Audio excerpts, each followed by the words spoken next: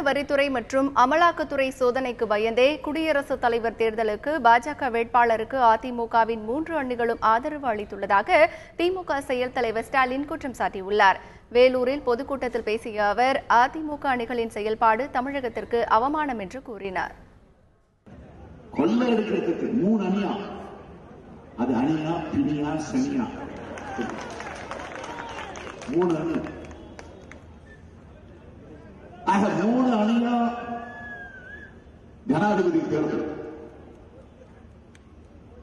ஆக ஜனாதிபதி தேர்தலுக்கு போட்டி போட்டுக் கொண்டு இப்போது ஜனாதிபதி தேர்தல் தலைவர் கலைஞர் அவர்கள் இதே தமிழகத்திலே முதலமைச்சராக இருந்திருக்கிறார், எதிர்க்கட்சி தலைவராக இருந்திருக்கிறார். அப்பொழுதெல்லாம் டெல்லியிலிருந்து யாரை நிறுத்தலாம் என்று கேட்பதற்கு தலைவர் வீட்டுக்கு கோபாலபுரத்திற்கு தேடி வந்த வரலாறு திமுக வரலாறு, தேடி வந்த வரலாறு.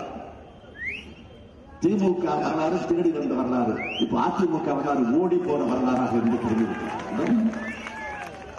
இதை விட கேவலம் வெக்கம் உங்களுக்கு இல்ல, அமைச்சர்களுக்கு இல்ல, ஓபிக்கு OPS இல்ல, எடப்பாடிக்கு இல்ல, தமிழ்நாட்டு மக்களுக்கு கேவலம் இன்னைக்கு வந்திருக்கா இல்லையா?